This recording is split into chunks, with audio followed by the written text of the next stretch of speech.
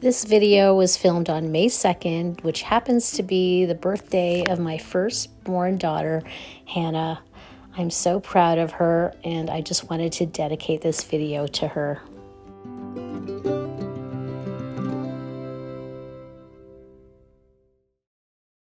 Hi everyone, welcome back. In this video, I took the morning to plant up my containers on the patio. We face north in the backyard, and I typically plant my sweet peas in these containers. I have 3 of them that have obelisks, and the sweet peas climb beautifully up the obelisk. And I actually had to redo a lot of my sweet peas this spring because for some reason the varieties that I picked this year from Botanical Interest, they seem to have succumbed to frost when they were in the greenhouse when we were having some of those cooler nights. And I have to admit that I was disappointed in my sweet peas this year from Botanical Interest. I think next year I'm going to go back to using Johnny's seeds.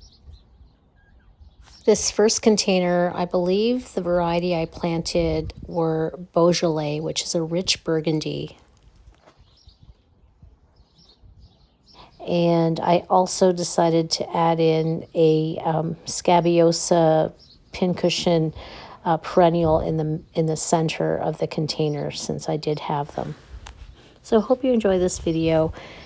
We also spent the day on Saturday finally attacking those many bags of mulch that you see laid all around the backyard.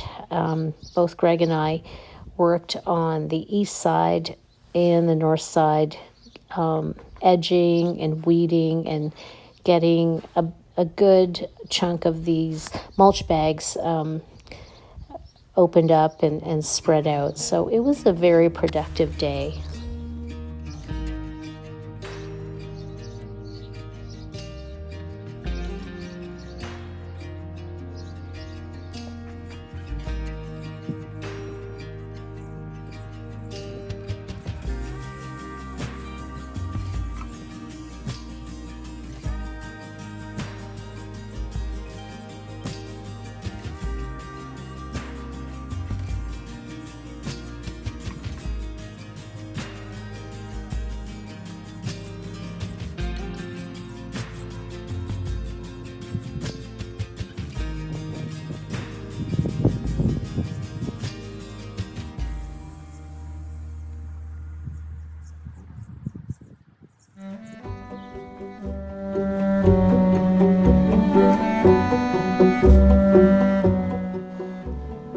These roots were quite developed. You'll see in a minute. I was quite impressed with the roots in this tray.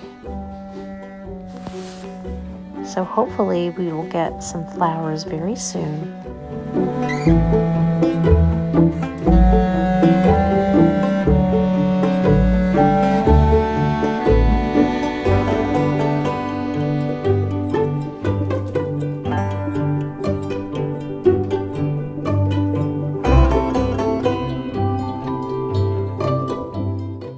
In case you're wondering, these containers are quite tall, and I did reuse last year's potting mix, but I did add to the top few inches, maybe about 4 to 6 inches. I added some fresh potting mix. I used Miracle Grow because that's what was available and was a good price. And because Miracle Grow does have some fertilizer in there, I haven't yet added any additional fertilizer, but I will add in as the season continues. I will add in some additional fertilizer just to keep everything flowering beautifully.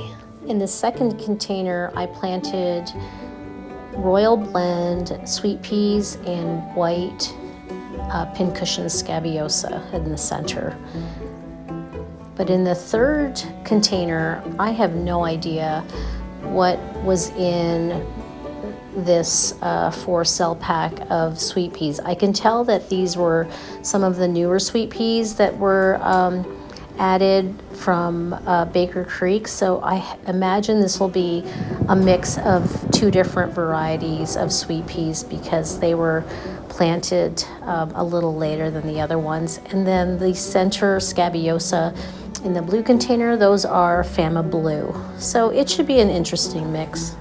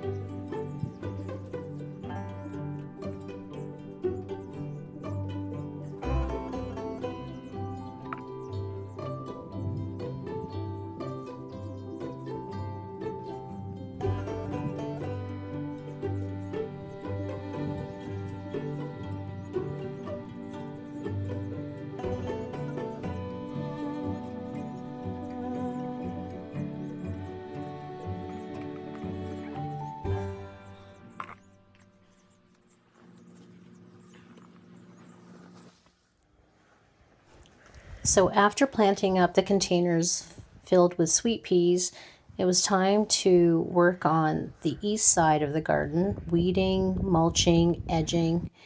And I'm showing you here how last summer I had pulled out 3 hostas that were getting burned. Even though it's part shade, it gets intense sun.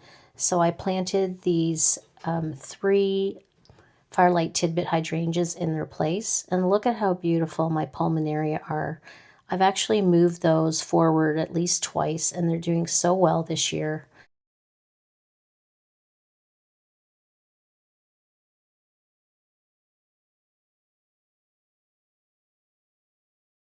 I did leave that 1 blue hosta, and these are Endless Summer hydrangeas that are at least 3 or 4 years old. They're leafing out from the ground.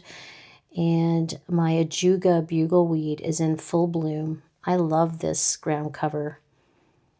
Now that chicken wire cage is for the benefit of sweet peas that I sometimes grow under the obelisk. The local rabbit loves to hide in there and eat up. It actually ate up a rose that was underneath that obelisk. So I continued onward here. I think Greg even ended up helping me at the last corner. And look at the bed that he completed by the greenhouse. It looks so neat and tidy. Now you can actually see my hellebores. He took out the cage. I do have to replace that, but at least I can enjoy it outside of the cage for a few minutes before the rabbits come and have a snack. And that's a mock orange right there, about to bloom. The tulips are done over here. That's Turtle Head on the corner, a Miss Molly hellebore. So pretty. She kind of looks like a dogwood. I'm really hoping she survives into next spring. And these are 3 Firelight Tidbit hydrangeas that are on their 2nd year. And I'll remove those tulip leaves once they're finished. And I think I have a 3rd hellebore coming from Heirloom Roses, and I'm going to plant it there. I had originally a couple of Scabiosa pincushion flowers, but the bunnies kept eating them. Here's a repetition of Turtle Head at the corner. And then this just surfacing from the ground is my beautiful Amsonia string theory, I think it's called. And there's Greg just finishing up the end of that bed. I was so happy that he was out in the garden with me today. I always forget how much work it is to put in new mulch and to weed and to edge. There was still this long row of hydrangeas that we had to work at. But at that point, I was ready to start making dinner. We were all getting hungry, and Greg continued on. I was so grateful for him doing all this mulching today. Before I headed indoors to work on dinner, I decided to give that dappled willow a little prune. I'm hoping that that hydrangea on the far right comes in. If I remember correctly, these are the Invincible mini Mauvettes. And again, I'm enjoying my beautiful Ajuga bugleweed here. So there was a hosta that was growing. I guess I didn't pull out all the roots last summer. There was a hosta growing right in the middle of that hydrangea, and I pulled it out, and Greg managed to plant it for me in the backyard because I was thinking of putting it in a container, but it's back there. But look at that. He finished it. It looks so nice. I put the cage back on my hellebores. The cloches, I just don't want to take a chance on those, but it looks so good. But while Greg was mulching all of this back here, I want to show you what I worked on in the front yard. I decided to plant out the rest of my scabiosa out front, but in the meantime, I built a few little pillow cages. I took out the cage that was back here because I planted some of that cleome in between this tree and underneath the crabapple tree, but absolutely nothing came up. I might have seen one seedling, so I was really disappointed in those seeds, those cleome seeds from Botanical Interests. So I am really sorry to say, but I don't think I'll be buying many seeds from Botanical Interests next year. I think there were a couple that did well. I will make notes on that. But in the meantime, Greg was really making progress here. He edged along the back here where the water tends to drain. As you can see, we have a slope. So he put a really nice deep trench at the back of the beds. And my plan is to join these trees together so that it's one continuous island. It'll take some time and some more cardboard, but I wanted to show you my new purchase. Look at this gorgeous Ninebark. Isn't it beautiful? I've been looking for something red to add to the garden. We don't have any red. We have many, many shades of greens and grays and blues, but nothing red. No shrubs that go red. So this is, if I can look at the tag here, Physocarpus Geffen Amber Jubilee.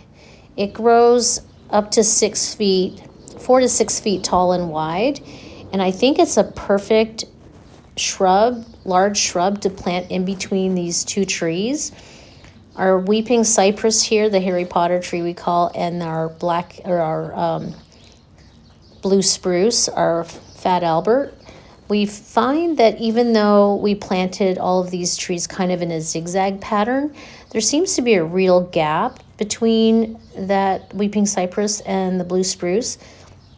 So I think that'll be a perfect spot. And look at my snapdragons we planted together the other day. I didn't water them today, but the next day I plan to water if we don't get rain. But guess what? We got rain as I'm editing this. So here are the containers. I added a dish to the bottom of this pot. These pots, these 3 large pots, and these, the 2 obelisks anyway in the middle, these came from Canada. So I've had them, gosh, for over 10 years. Even these blue ones. I've had these large pots from Canada for over a decade, maybe close to 14 years. I'm really happy with them. So my fairy tale fresco here that I'm showing you has gotten a little frostbitten. I noticed that some of the greenery, the leaves coming up, were a little frostbitten. And these are Sweet William that also got frostbitten in the greenhouse, but I decided to go ahead and plant them in this big metal bin to give them a chance. And this is another project that'll just have to wait for another weekend. We're going to extend the gravel path to around this kitchen garden. Not sure if we're going to go directly underneath that bird bath, but we are going to extend it. So I wanted to show you what I was working on out front here where I was planting my scabiosa pincushion. I ran out of chicken wire, and I didn't want those ugly tall cages visible from the street, so I built I formed these little pillow cover chicken wire to cover up the seedlings. And the idea is that when they grow tall enough, I'll be able to lift those up. And there's the inkberry holly we planted together in a previous video. And look at those beautiful black knight tulips. Can you hear the wind in the background? I'm editing this while sitting in the greenhouse. So I ended up planting 4 areas and making these little pillows of chicken wire that are nice and subtle, and hopefully the bunnies don't sit on top of them and munch away at my seedlings. But have you ever seen these before? I just came up with the idea because I was trying to make use of whatever chicken wire I had left, and I thought, what a great idea, right? Hopefully, we'll see if it works. So I still have tags on those inkberry hollies, so I'm carefully watching my roses over here and very concerned about quite a few of these David Austins. That's Princess Alexandra of Kent. I've got an heirloom rose that's leafing out nicely, but Parfuma Madame Anisette out front. And then I've got Olivia Rose Austin, 2 of them behind Parfuma Madame Anisette. She's honestly my favorite next to Queen of Sweden in the far left. The large one in front is Emily Bronte. She's a beast. I'd be surprised if she doesn't come back. All of these David Austins are taking their time leafing out. I am honestly getting very worried about them. On a plus side, Arctic Blue right there in the middle is leafing out nicely, and New Dawn, my climbing rose. And look at my new clematis. Isn't she gorgeous? Oh, I'm so glad she opened today for you. To the left, Scepter Dial, another David Austin, is leafing out, and that's Eden to the right. Hoping that Eden finally gets some height this year. But I planted this clematis, Bees Jubilee, because I thought that it could share the space since Eden has been taking her time. This is a lavender chiffon, Rose of Sharon. And then I just wanted to take a look at that hosta that Greg put in the ground.